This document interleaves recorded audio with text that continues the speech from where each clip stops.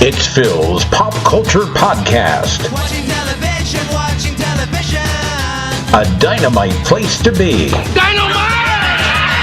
Sponsored by Vandelay Industries, importers and exporters of fine latex products since 1992.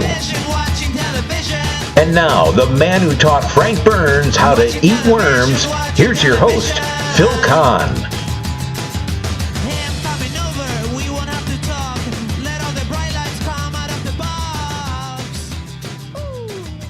And thank you, John Meany, wherever you are. I am indeed Phil Kahn, and I welcome you to today's edition of Phil's Pop Culture Podcast. Today's guest has been a longtime favorite comedian of mine. Ever since I first saw him back in the 70s as the character Babyman on the classic TV show Make Me Laugh, Bruce Baum has provided me with countless laughs and fond memories. One of the nicest guys you're ever going to meet, Bruce and I recently had a wonderful conversation about his life and career, including how he got started in the business, his numerous TV shows and movie appearances, and the possible resurrection of his signature character. Let's listen together to our extremely fun chat. Hi, Bruce. Thanks so much for being on the program today. Criminy Pete, I'm standing on the precipice of show business. What are you talking about? Yeah, this is your big break, I think. It's a break. I don't know how big it is. So how are you doing? I'm doing great. How are you doing? I'm doing great, although I just lost a little bit of money. Apparently, I opened up my feng shui store in a really bad location. Oh, yeah? Yeah, but I've rebounded. Now, I have to say, the first time I ever saw you was on the classic TV show Make Me Laugh. And I saw you as Babyman, and of course, you can't get through any interview without somebody asking you about Babyman. So I want to ask you about your first years in comedy, how you got into comedy, how you created the character of Babyman, and maybe some behind-the-scenes stories about Make Me Laugh. Well, I actually started in college. Okay. I was playing football at UCLA as a freshman, and I could see that I made it as a walk-on, and I could see I wasn't going to be a pro. So I transferred up to UC Davis to play football up there. And as soon as I got up there, I just started performing. I never went out for the team. Some nights I would go up as a singer-songwriter. Yeah. And other nights I would go up with my cousin, and we became a comedy team, Baum and Eston. Oh. But since there were no clubs around then, so we would run into the library and play a banjo and a guitar or blow a horn, and everybody would stop, and we would do about 2 or 3 minutes of comedy, and then we would run away. Well, that's and funny. Then we would write a letter. We write a letter to the school paper saying there's a couple guys coming in and they won't allow us to study. They're making us laugh too hard. Can someone please stop this? Then the day after that, we would write a letter to the school paper from the Student Health Center that said there's a new phenomenon. People are coming in with broken cheeks, and the only common denominator is that they've been all laughing really hard. We kind of created our audience and our critics because there were no clubs. And then we started playing bars in the area. So we started making like $20 a night, which back in those days, you split $20, you could go on a date that week. So when we graduated, we came down here and we got seen at the Comedy Store. We auditioned the same night as Dave Letterman. We were instant regulars. And after being a team down here for about 2 years, we went our separate ways. We're still first cousins. Uh-huh. He went into writing and wrote on Cheers and Taxi and won an Emmy. And I went off and, started off right away, got Make Me Laugh, which, if I may be so bold, may I? Yes, you I may. think I'm going to be. I think Make Me Laugh and the Comedy Store were the two catalysts of the comedy boom. And because Make Me Laugh, basically the Comedy Store was they drew from that. It was sort of like their farm system. Sure. Up until then, if you were doing The Tonight Show or Merv Griffin, and someone saw you and went to work the next day and say, hey, did you see the guy on The Tonight Show or Merv Griffin, and they would say, gee, I missed him. Yeah, well, maybe you'll catch him again in a couple months, and then you had to hopefully be watching that night. With Make Me Laugh, you were on Monday through Friday. So if people were talking about you at work on Tuesday, they could see you Tuesday night and all the way through Friday. So then clubs started opening up outside of the coast. The first one was in Detroit and then Cleveland. And then throughout Michigan and Ohio, they would hire, there were like 8 regulars on Make Me Laugh. Myself, Kip Adada, Howie Mandel, Saget, Gallagher, Gary Shandling, and they would book us. We'd go back like every 8 or 10 weeks, so we really had to write a lot of material. So as soon as those clubs, they were packed every night. They were adding shows. Yeah. Then other clubs started opening up nearby in other cities, and that's kind of how the boom started. Yeah, I consider it like the golden age of comedy. Everything came together in a perfect storm, and as you said, yeah, Tonight Show was a piece of it, but yeah, I would agree that Make Me Laugh and the opening of the Comedy Stores really made it take off. And other people, you mentioned quite a few, but other comedians of that time, Jay Leno, you mentioned Letterman and Saget, and of course the inimitable Robin Williams, the late Robin Williams, and you and he worked together a lot.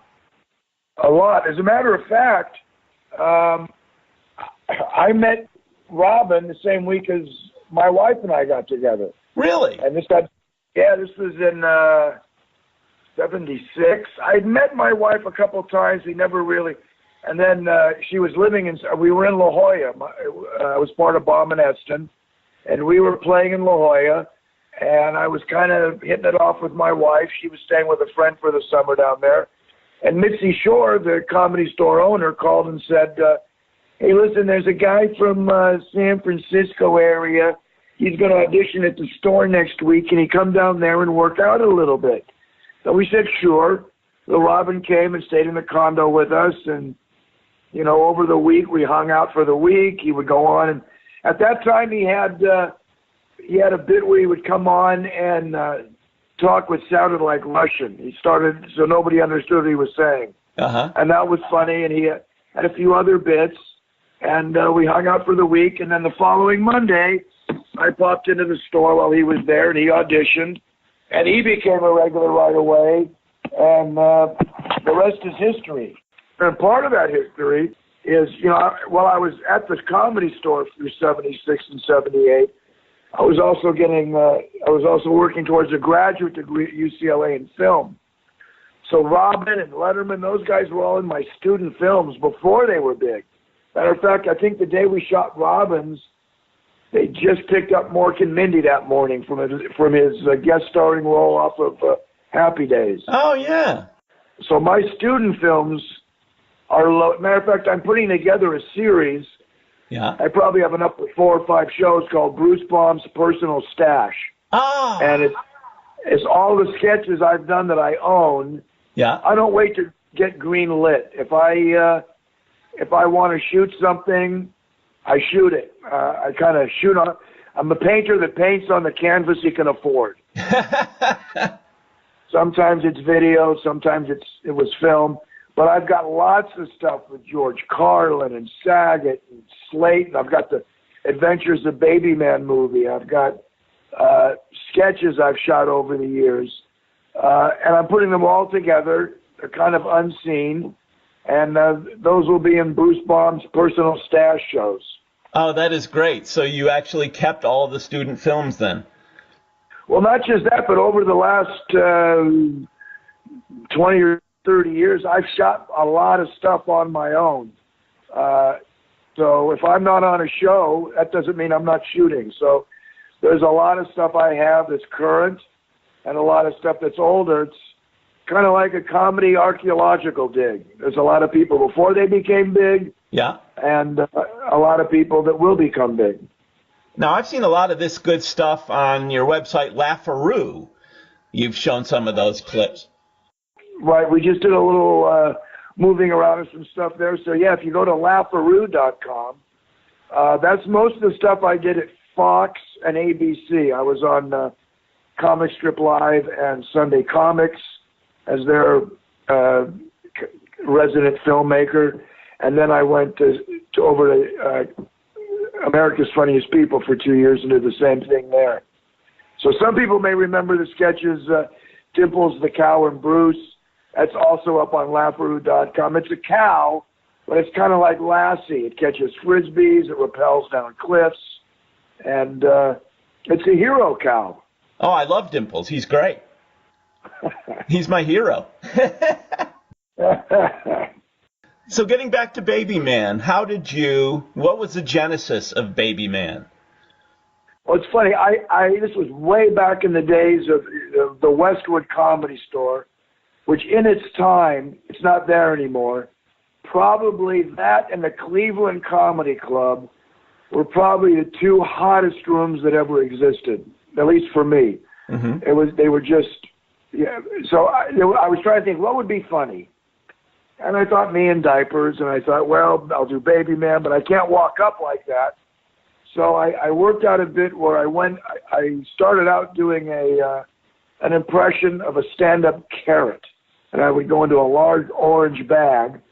I would tell a joke, and when I took the bag off after about a minute and a half, I was undressed and in diapers. I could do it pretty motionless in the bag.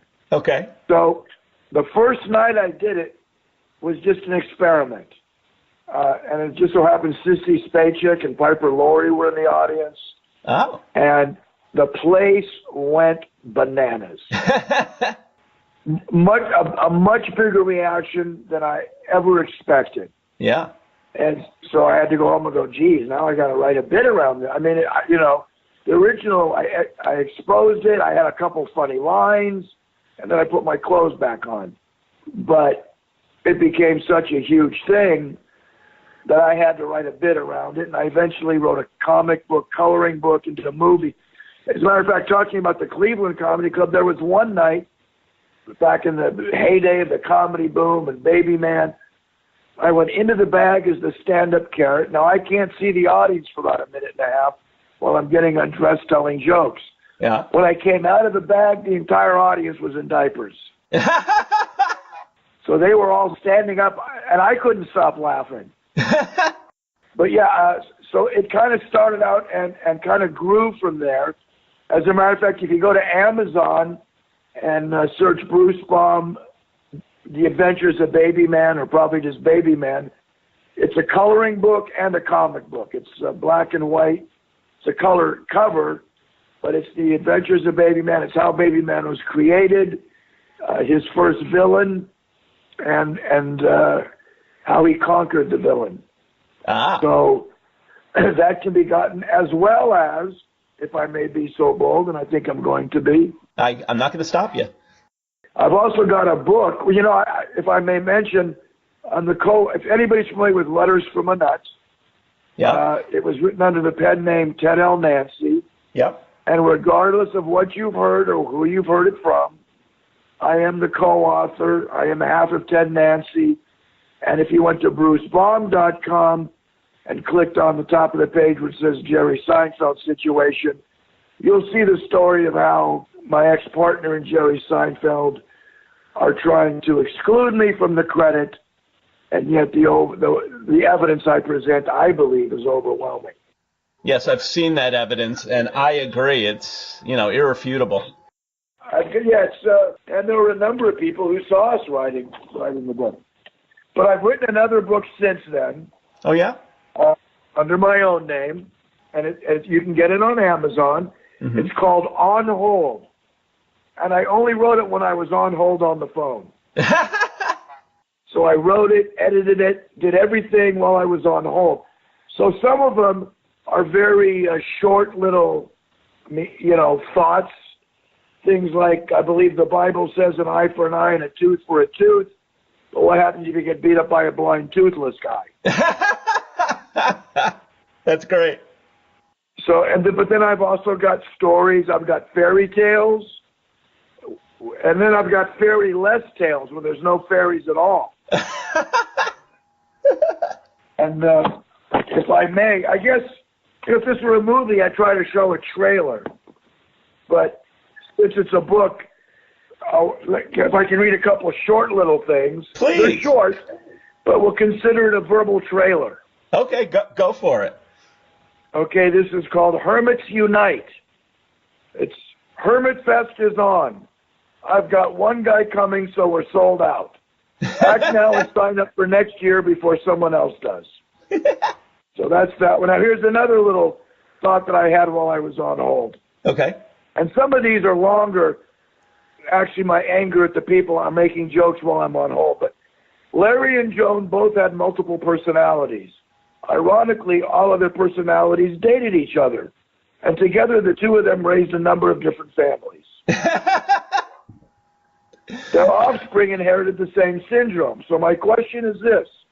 How does the Census Bureau handle that? Perhaps more important, but perhaps not, is what would a philosopher think? Is each personality its own zone, its own person? Can more than one being inhabit one physical entity? And if so, are they entitled to read each other's mail? Only from the mind of Bruce Baum. And then I won't go into the fairy tales other than to maybe tell you some of the titles. Please. So let's see if I can get to the some of the fairy tales. Smack the Lout, Lydia the Slavic She-Giant, Niles the Snitch, and then there's Marty the Three-Eyed Cyclops, Lyle the Cherubic Man-Maiden, and Evil Keebler the Daredevil Elf. Ooh, I like that one. That has Oprah Winfrey book written all over it. Book of the month or whatever they call it. So that's all on hold, and I only wrote it while I was on hold. You know, I used to get so angry on hold that I said I've got to do something to lower this anger level. So I decided to write when I was on hold, and then sometimes you wish you were on hold longer because I stopped as soon as they came back, and I have to pick it up again when I was on hold. Right. So there's that. Well, you are involved with so many different things. You know, I obviously wanted to talk about Babyman and as I mentioned earlier, Make Me Laugh, and you mentioned Dimples the Clown. But what about your music career, Marty Feldman Eyes, for example? That's true. Now, Marty Feldman Eyes, well, by the way, that came out, and then Kim Carnes tried to spoof it with that Betty Davis Eyes. I know. What was up with that? You should have sued her. Well, you know, it's funny because she told, Rolling Stone, Newsweek? I think it was Newsweek. No, it was Rolling Stone. No, it was People. People magazine asked a bunch of stars their favorite and least favorite songs of the year. Okay. So Kim Carnes was hot at the time, and they asked her, and she said her favorite song of the year was Start Me Up by the Rolling Stones, and her least favorite song was that piece of subpar trash by Bruce Baum called Marty Feldman Eyes. Oh! So People magazine and Rolling Stone called me and said, how do you respond to her calling your song subpar trash? I said, her standards are higher than mine. I consider it just trash. See, I take it as a compliment. Yeah, I certainly was. I don't get in fights in the press. You know, if I don't agree with something, it's silly. I don't go after anybody personally in the press. Now, furthering I also did a song years later called Don't You Wish Your Boyfriend Was Bald Like Me? And that's on YouTube. And then you can go to my site and see, I've got a song that's animated called Don't Drive. Oh. And it rocks. And it's all the things you shouldn't do while you're driving. But my band is called Noggin Blast. And my band members, are you ready for this? Yeah. On Don't Drive is Scott Page he's a saxophonist from Pink Floyd. Wow. From Toto and from Supertramp. Ooh. And I've also got Burley Drummond on drums. He's the drummer still of Ambrosia. And it's just an all-star band. And we did some gigs in the area. And, you know, I think Don't Drive is still a great song. Someone should pick it up, the Phone Company or AAA. It's a great message. It's a message song you can dance to. Well, there you go. Maybe they'll make it into a PSA and it'll sweep the nation. Well, I should probably get on that. But, yes, you're right. But I think if you go to brucebaum.com, there's a button there to hear it and see it. It's an animated piece. I had it animated by Frank Cromer. And, yeah, I'm very proud. I love to rock. You know, I've had the opportunity to be on stage. You know, comics are frustrated rockers and rockers are frustrated comics. I've heard that. At least I found out for the most part, yeah.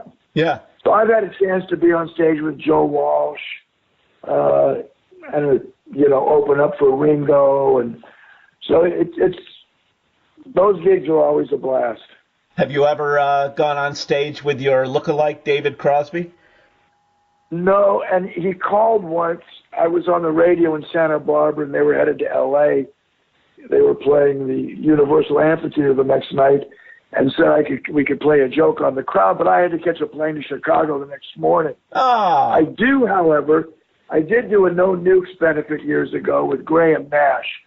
So I actually have a picture on my wall with Graham Nash and me, and underneath it I have the title card, No Crosby, Nash, and Baum. I love it. That is great.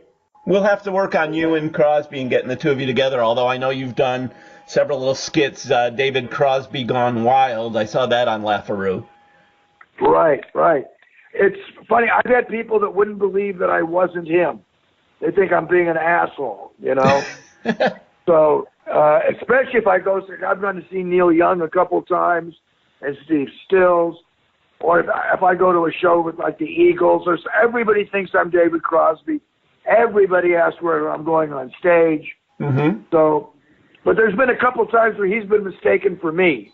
Oh, there you go. Yeah, there's a comedian, Diane. Oh God, I can't believe I can't get her last name now.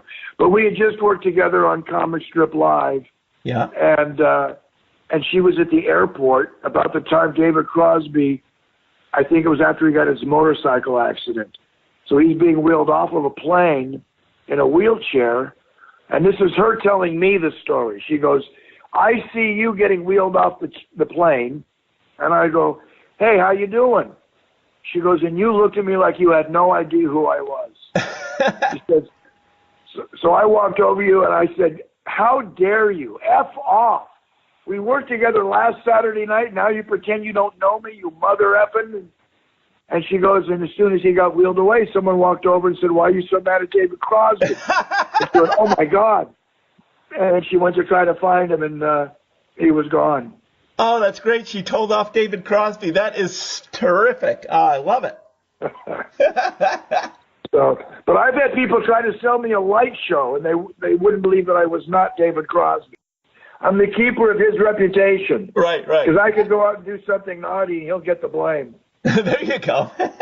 By the same token, I could do something bad and go to a mall with the jury and be recognized as David Crosby and say, there you go. That's reasonable doubt. There you go. See, I can relate to this because a lot of people often confuse me for Brad Pitt. So I see exactly where you're coming from, Bruce. Anywho, I've got about 10 different things I want to talk to you about. I could keep you on for 3 hours, but you appeared on The Simpsons, which I thought was really cool. Tell me about that. Well, I got a call from my agent who said, The Simpsons would like you to use you on an episode. And I said, where do I go to audition? He said, it's not an audition, it's an offer. And I said, well, then take it. It doesn't matter what they're offering. Yeah. I grew up watching Bugs Bunny and Looney Tunes. Mm-hmm. And you would see Frank Sinatra and Bing Crosby, and you're going, oh my God, those guys are immortal because of that. So yeah, to be on The Simpsons, which is pretty much this generation, or the several generations Looney Tunes, first of all, it validated me with my kids. Everything I had done up to that point was, oh yeah, but this was like, ooh, cool. So it was a kick. And I got a great jacket that I still wear from The Simpsons. And, Awesome. yeah, it was, how can I say this? It was a great honor, I guess is the best way to say it. I was humbled and honored because the other guys on the episode were Jay Leno, Bobcat Goldthwait, Stephen Wright, Janine Garofalo, and my biggest thrill on the show, for those of you wondering the episode's The Last Temptation of Krusty, there was a comedy festival in Springfield, and my biggest thrill is on the poster, I'm not the bottom name. Oh, who is? I forget who it was, but I figured I'll be on the bottom. Yeah. But so that was a kick in the pants for me. So it was nice that the writers picked the comics that they liked and that I was one of them. So was very happy to do that, and still warms the cockles of my heart. Can I say warms the cockles? I told you not to mention cockles on the program. There are young listeners, but you went ahead and did it anyway. Oh, well. I apologize. That's okay. I'll let it go this time. Sometimes I can't keep my cockles to themselves. Okay, now where do we go from there? Let's talk about your movie career a little bit. You appeared in Shakes the Clown as Ty the Rodeo Clown. That was hysterical. I loved it. Tell me a little bit about that. Thanks. That was, again, I auditioned for that, and, Bobcat put me in the film. That had Robin in it also, and a lot of the comics. I think it was Adam Sandler's first film. And Blake Clark. Tom Kinney was one of the clowns who later became the voice of SpongeBob. Oh, yeah. I mean, he was a comic that pretty much stopped doing comedy because he's the voice of so many characters on cartoon shows now. So that was a fun, because there was a script that we were also allowed to improvise a lot. Yeah. So I usually know when somebody has seen that film because they'll say, you're in my favorite film, or they'll say, you're in the worst film. And if they say either one of those, I go, are we talking about Shakes the Clown? Usually they'll say it's their favorite. It's usually some filmophile, It's either that or there's another film I did where I played, it was an R-rated film called Kandyland with a K. Ooh. And it was the Flash Dance for Strippers. It was a girl that wanted to be, and Sandal Bergman, do you remember her? Oh, yeah, I loved her. Well, she was the star of the film. She was an old stripper teaching a young stripper. And you played the role of the young stripper? Right, but yeah, I was actually the house DJ. Ah. And the only reason I even bring this up is because Norm Macdonald told a very funny story on The Daily Show about this. And he said he was in a hotel room. Now, I also know when people have seen this movie, because they'll start with, I was in a hotel room last night. And I'll go, Kandyland? Because it was one of those movies they would give you like 5 minutes for free up front. Yeah. And then charge you whatever they charged you afterwards. Uh-huh. Because it had, TNA. Mm-hmm. So Norm Macdonald's saying, I'm in the hotel, and I'm watching that first 3 minutes, and I'm getting myself all ready. He goes, and just as I'm ready to do what you do, Bruce Baum comes on. He goes, I can never have sex in a hotel room again. Oh, that's priceless. So there's two ways I can tell which film they're talking about. Either I was in a hotel room last night means Kandyland, or, you're in my favorite film, and I know that's going to be Shakes the Clown. Uh-huh. As a matter of fact, I just got done with another film that I can't talk a whole lot about because it's very unique, and there was a lot of improv in it. Mm-hmm. In fact, some of the guys from Whose Line Is It Anyway? Greg Proops, Jeff Davis, Rick Overton's in it. Ah. So when I'm allowed to talk about it, I'll give you a call and let everybody know where it can be seen. But it's a mockumentary, kind of along the lines of, Christopher Guest, what he was doing with Best in Show and Waiting for Guffman. Yeah. That kind of stuff. So if I give away the mockumentary, what it's about, somebody else could rip it off too quick. Yeah, we don't want that to happen. Now, it's funny you mentioned Kandyland. That's one I wasn't aware of. I'm going to have to check that out. But there was another sexy kind of short that you did that I loved. And actually, when we spoke briefly on the phone about a year ago, we talked about it. And it's really the only project I really wanted to know about was it was a prison spoof. And Marcia Wallace was the correction officer. And there were a bunch of really hot babes. And that's all I really wanted to know about was like, who are those babes and what was that like? Okay, that's a great story there, but also, let me just tell whoever's listening or whoever's having this transcribed that if you go to laparoo.com, that short film when you go to Lap, there's usually a film right up on the opening page, and then you can go to the archives and watch all the other episodes, and they're only like 3 to 5 minutes, but you're talking about Women in Prison with Bruce. That's it. Where I got tossed into a women's prison. And that was a blast. I was doing Sunday comics, and we had auditions for it. And when I showed up to read my sides, the line down the hall was nothing but beautiful women. And let me just say, I think all women are beautiful. So it was a line of women, but they were all dressed to get the role. I mean, bustiers, bikinis. Not that was even described in the sides. So when I started reading the sides, they started getting kind of aggressive. I actually had to call someone else into the room because this was before all the Me Too stuff, because I didn't want to get accused of anything. Yeah, right. I called other people in to not only watch but to also read, so it didn't look like I was being a physical voyeur that just wanted to be touched. So, but a lot of these women really wanted that role, but I actually had to push an arm's length back and say no. So yes, and then when we shot, the irony is, we shot that. We were all set up. We shot it at a prison, and I got a call just as we're ready to shoot.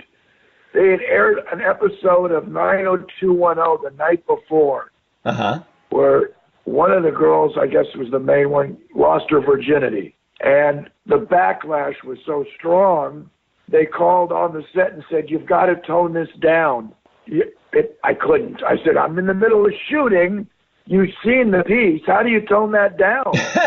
I'm in the shower with 3 babes and I just dropped the soap. What am I supposed to do? I'm toweling off as we speak.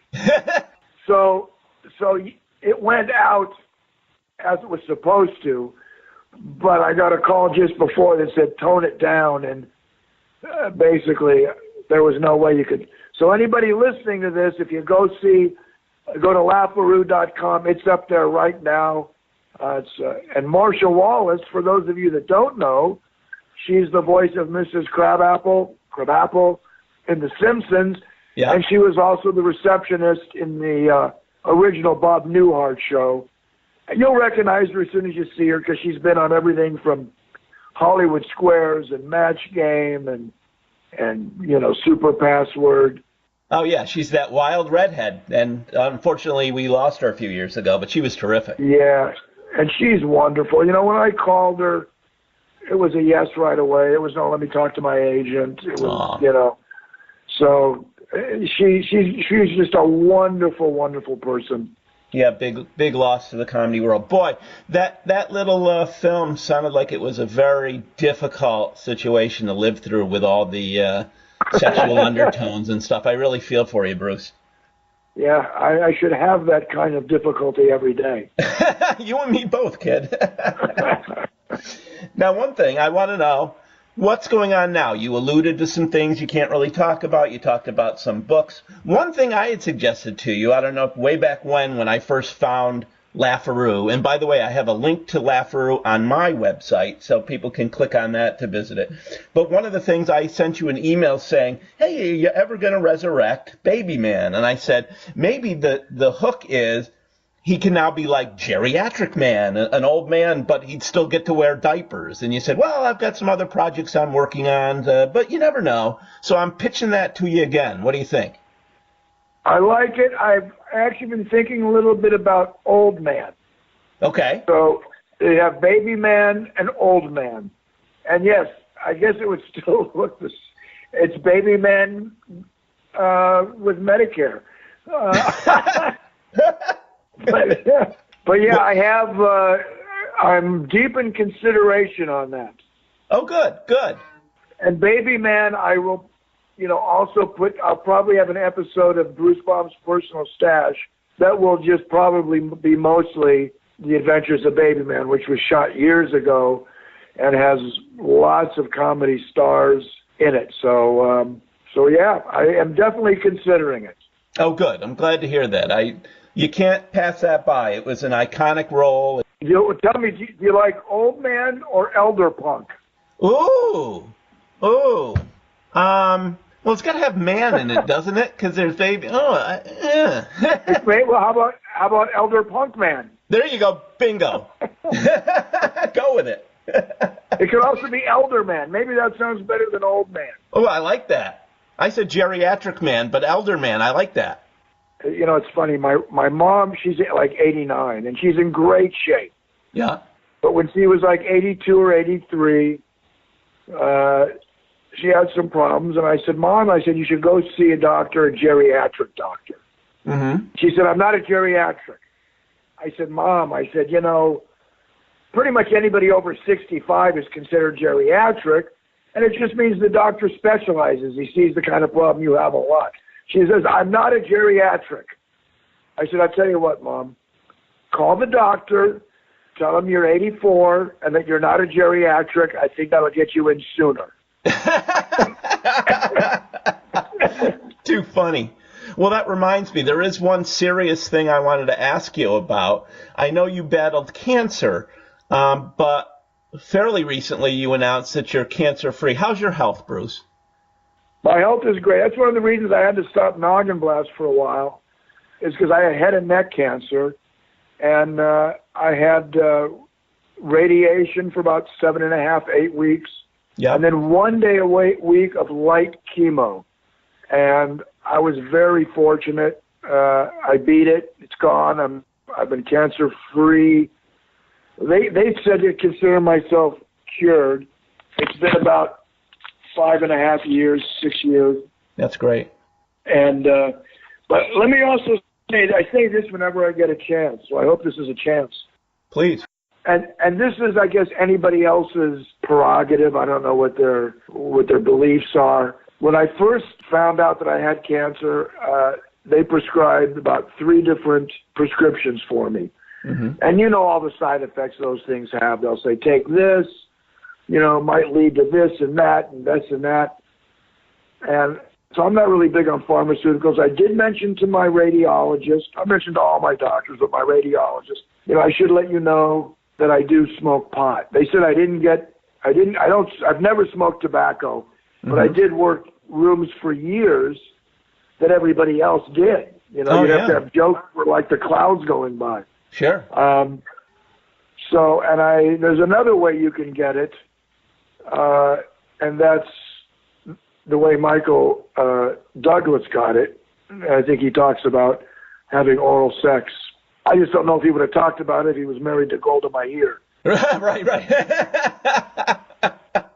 But anyway, I only went after her because I don't want to insult anybody living. Right. No, you picked a good one. I could have gone Thatcher. But anyway, so I told them I do smoke pot. And they said, well, you didn't get this from smoking pot. And my radiologist said, it may even help you. He goes, just smoke the organic stuff. So I did. If I couldn't sleep, I would smoke. If I didn't feel like eating, I smoked. And if I couldn't fall asleep, I smoked. And I never took one pharmaceutical, not one pill. You're kidding. So, No, not one. I mean, they asked me if I wanted to put a tube in my chest, my shoulder to be fed from. Yeah. And I said, why? Is my throat going to close up, or is it just going to be painful to eat? Mm-hmm. And they said, it's just going to be painful. And I said, I can take the pain. Well, I never really had, I lost all, and they also said I would lose my taste.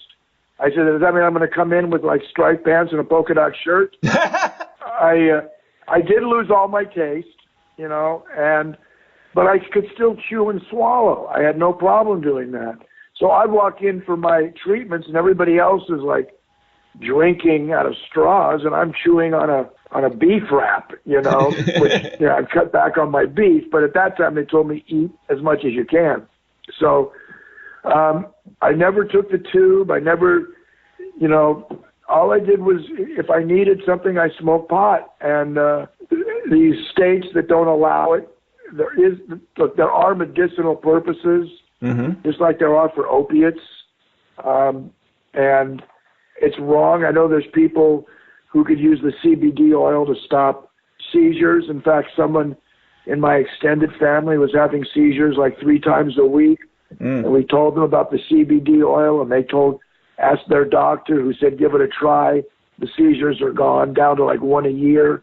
Wow. And I got another friend who lives, I think it's in Idaho, and gets seizures all the time. He's a comic. He's flatlined a couple times. But you can't get it in that state. And I think that's a crime. And I know the pharmaceuticals and miseducation is behind it. Yeah. But the people, look, if you want to be against recreational use, and I'm not against it, that's fine. Mm-hmm. But medicinally, it has proven to be able to fight cancer, to help with cancer effects, to stop seizures. It doesn't cost thousands of dollars for treatments, and that's probably why a lot of people, the pharmaceuticals and big business are against it. But yeah, I'm an advocate. I'm also an advocate for industrial hemp. You can't smoke industrial hemp. They make rope out of it, and you can buy hemp products made in the United States. You can buy paper. You can buy shirts. Matter of fact, I just got a hemp shirt. I bought it on sale for $3 a gram. But I got but you can't grow it here. If they would allow people to grow industrial hemp, it would create instant jobs, because you need people to till the soil and plant. You need people to tend the crop. You need people to harvest. You need people to manufacture. You need middlemen to sell it to a retail establishment. I mean, there's jobs that would be created without firing anybody anywhere with a product. You know the reason it's illegal, industrial hemp? Why? Back in the 20s or 30s, when they were making marijuana illegal, William Randolph Hearst owned a lot of the timberlands, and he didn't want hemp grown here because you could grow several crops a year. Okay. And that would put all of his timber, which take 100 years to grow these trees, out of business. Oh. So he had all forms of cannabis could not be tilled in the United States. Because the founding fathers used hemp ropes, had hemp clothing, hemp bags. Yeah. So it was made illegal to help William Randolph Hearst's timber industry.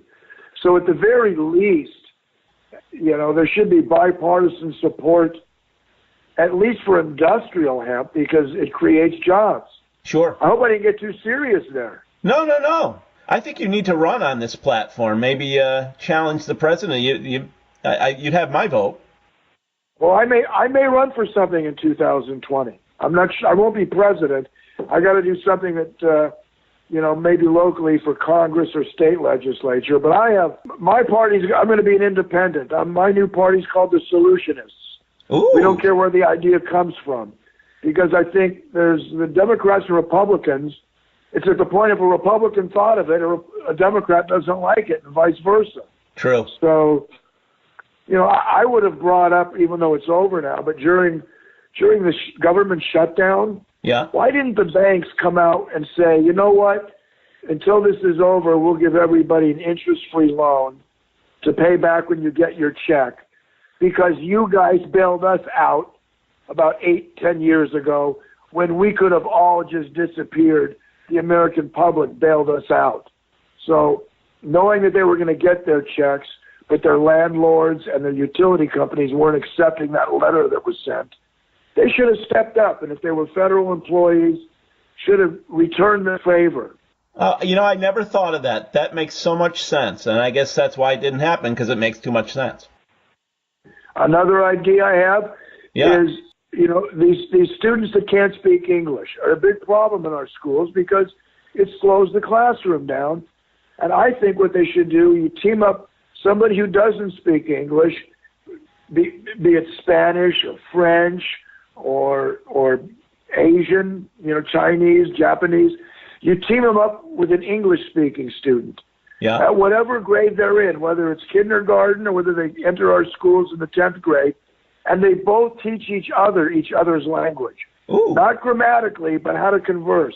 Yeah. When I was in school, I had Spanish, 3 years of Spanish, and I can say it's a good day and Joan's a good-looking girl. That's about it. And I feel cheated because if I could speak Spanish, I could go do my act in Latin America and in Mexico. Yeah. But they were teaching us grammar. And, it takes too long. You just want to pass. But if we were learning grammatically how just to converse on the street, we could have picked it up sooner. So if there's two students teaching each other, they're both students, they're both teachers, and you're not split on the schoolyard anymore because now everybody kind of knows each other. If they see someone getting picked on, hey, leave the guy alone. He's a cool guy. Yeah. He's a friend of mine. There's solutions like that don't get brought up, or if they're brought up by one party, the other party finds a reason not to do it. Gee, I love it. Are you serious when you say you're thinking about running for office? I love this. Yeah, my Bachelor of Arts is in political science. Oh, yeah. Just nobody wants to hear that. On stage, I really don't do politics that much, just because people don't want to hear that from me. But I'm pretty politically active, and more in trying to solve problems than blast problems. Yeah. Well, as I said, you'd have my vote, but then again, I probably don't live in your district, so maybe my sister who lives out there will vote for you. There you go. Or I'll gerrymander. We'll have a straight B line so you can vote. Beautiful. Perfect. Now, I have one last question for you, Bruce. You've done a little bit of everything, it seems. Is there anything you haven't done that you want to do, and professionally speaking, or what's on your docket that may be new and different for Bruce Baum? Well, I wouldn't mind heading a network. Oh. Okay. That's something I'd like to do. And if I had piss money, Yeah. I might open up an animal refuge. Oh. I would do something like that. And then there's always music. I started off as a singer-songwriter. I love music. I love the teamwork of a band.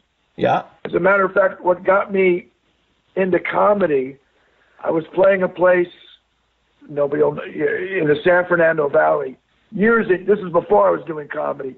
Mm-hmm. This had to be 73, maybe 72, maybe earlier. I was playing a little place called the Good Earth Cafe, and they served natural foods before anybody had natural foods. Mm-hmm. And it was a folk singing club, and I'm performing, and there's maybe 11 people in the audience. And two dogs, I swear this is a true story, two dogs walk in, and they start breeding right in front of me, right in front of me while I'm singing. And they're going at it, and the audience just is like their jaws are open. And I stop, and I go, this really pisses me off, because they know they're not on till after the juggler. The audience laughed, and I went, wow, that was quick. Yeah. Because in a song, you got to sing like for 3 minutes, and then you get your response. Sure. So I started working more comedy in, and then some nights I'd go up and do music, and some nights I would go up and do comedy. So that's kind of how I started doing comedy, was I got a laugh while I was joking. Oh, that's so funny. So you owe your career basically to two dogs that were going at it. Wow. Exactly. I was raised, my parents never had music albums. They always had comedy albums. So I grew up Jonathan Winters, Bill Dana, Richard Pryor, George Carlin. Yeah. So I was, my parents, that's the kind of music they had, or the kind of albums they had. And to show you what kind of guy my dad was, my dad had a stroke a few years back, and he hung on for 2 years. Mm-hmm. He was in a 6-week coma at UCLA, and they said they'd never seen a brain hemorrhage that bad. He was leaking out of his brain for like 6 weeks. Oh, God. Several times they said, if things don't change in a day or two, we should talk about some alternatives. He's going to be a vegetable if he ever recovers. He won't know who you are. He won't know how to talk. He'll be a big baby that you may not even be able to teach him anything. Oh. After 6 weeks, he opens his eyes, and it looks like a computer rebooting. The next day, he kind of looks lucid. Now, we don't know whether he's going to understand us. We don't know if he's in pain. My sister says to him, this is after a 6-week coma, Yeah. Dad, are you comfortable? He says, I make a nice living. Oh, that's priceless. That is great. This is coming out of a 6-week. That's the kind of guy I was raised. They weren't trying to raise a comic, but they did. They did. And here I thought you were raised by a pack of angry Denny's waitresses, but apparently that's just a joke. And, that's great.